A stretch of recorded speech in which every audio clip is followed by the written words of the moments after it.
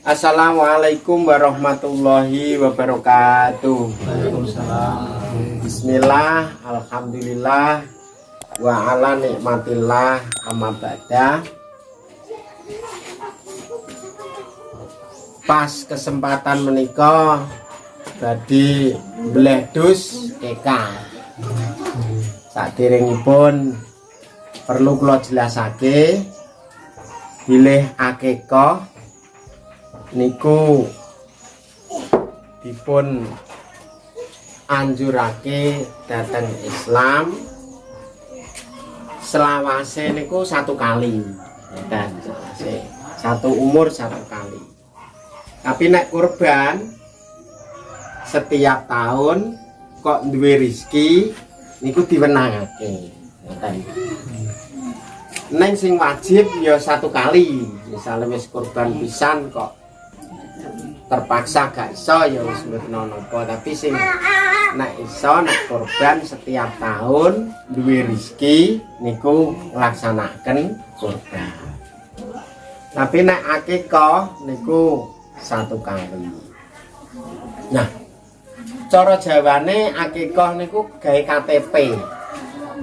KTP cara wong urip nang Indonesia diaku Indonesia mergo duwe KTP.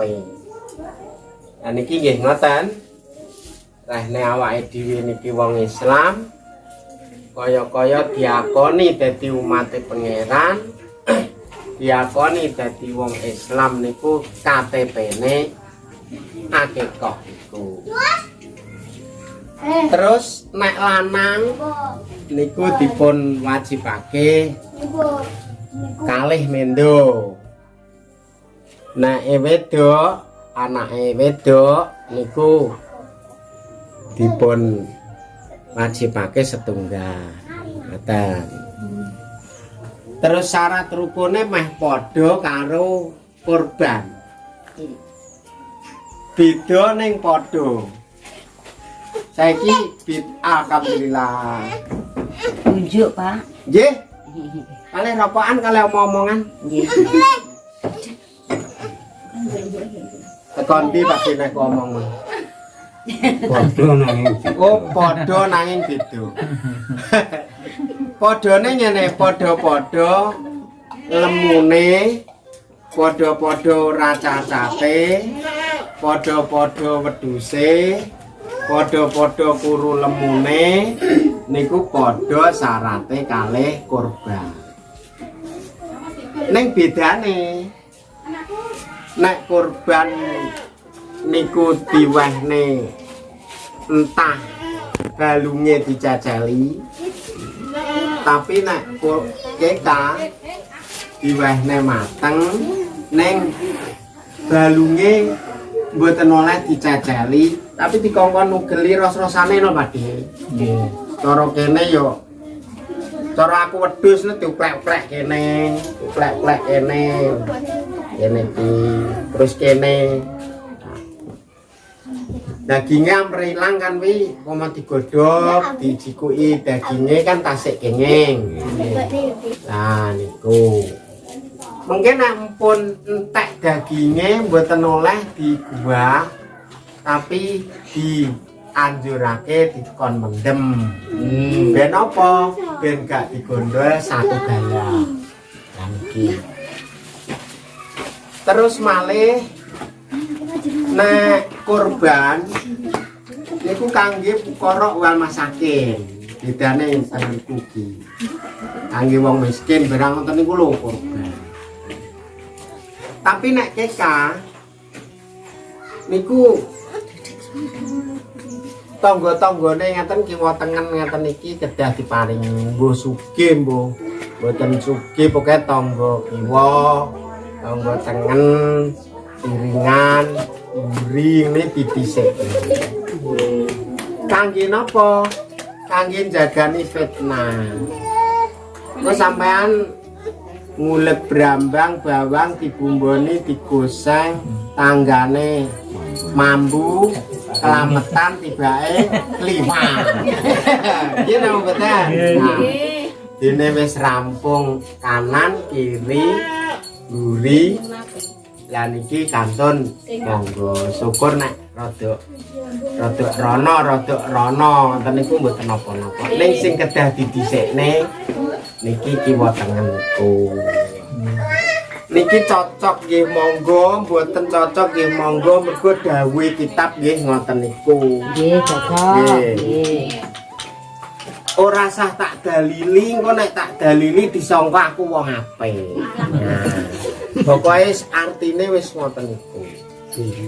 Nah, jane sunate niku nalika bayi lahir 3 dinane sampai 7 dinane.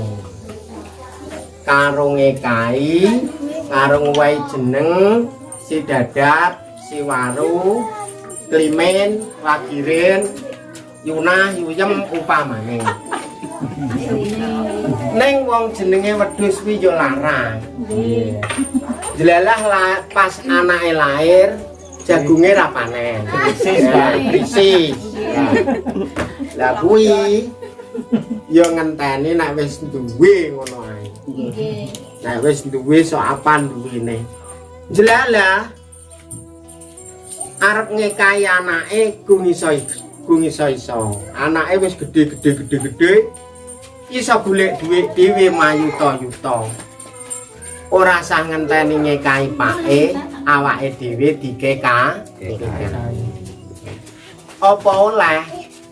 Nggih oleh wong Islam niku luas. Islam niku olehan. Islam niku gampangan tur enak dilakoni niku lho penak. Nek iso ya 3 dina, gak iso 7 dina, gak iso ya sumben, gak iso neh ya nek wis duwe. Nemen-nemen gak iso ya ben ngekahi dhewe. Ngoten. Niki. Dadi alhamdulillah. Terus kangge ngibadah akikah niku untuk ikhlas. Ikhlas niku apa? Ikhlas lahir batin mung krana Allah Ta'ala. Mengke insyaallah tembe nguri nek atine ikhlas. Jelalah wedhuse manak 6. Terus sombene jelalah wedhuse anake 7. Upamane ngoten. Mriya kan. Terus tradisine pangeran iku nek males neng kawulane ora wujud wedhus dok. Kadang anak putune diparingi ayam, ya wis rezeki wi. Kadang malih pas-pasan ning wayahe nyaur utang enek. Senajan to pas gak nyaur utang gak enek. Pas nyaur utang enek. Pas nalika butuh enek, senajan to pas nalika ora butuh ora enek. Niku ya wis rezekine pangeran. Jadi rezekine pangeran niku mboten kandhet bab finansial tok, rupa ketentreman lan sapilih. Lan malah uga PKI niki mengke diparingi barokah, terus tangga tepalih sanak kadang sing dereng saged minimal pengen, biasanya nek pengen tur pengene niku ikhlas krana Allah ketekan. Jadi pengene awake dhewe niki ukuran insyaallah diparingi kali Gusti Allah. Pun kita dengan sareng-sareng muga-muga anggenipun nikah Mas Nyari Ibu Maria dikahaken putrane kang asma Putra Setiawan diparingi dados putra ingkang saleh. Allahumma amin. Ala hadhihi niyah wa niyatus sholihah. Al-Fatihah. Siratal Allahumma sholli wa sallim ala sayyidina Muhammad walhamdulillahirabbil alamin. Allahumma anzili rahmatan wa nuratan wa nikmatan wa syafatan wa maqbulatan fi hadhil aqiqah bi rahmatika ya arhamar rahimin. Allahumma timna bil Islam, Allahumma bil iman, Allahumma timna bis sa'adah, Allahumma timna bil husnul khotimah. Rabbana atina fid dunya hasanah wa fil akhirati hasanah wa qina adzabannar. Subhana rabbika rabbil izzati amma yasifun wa salamun alal mursalin walhamdulillahi rabbil alamin. Al-Fatihah.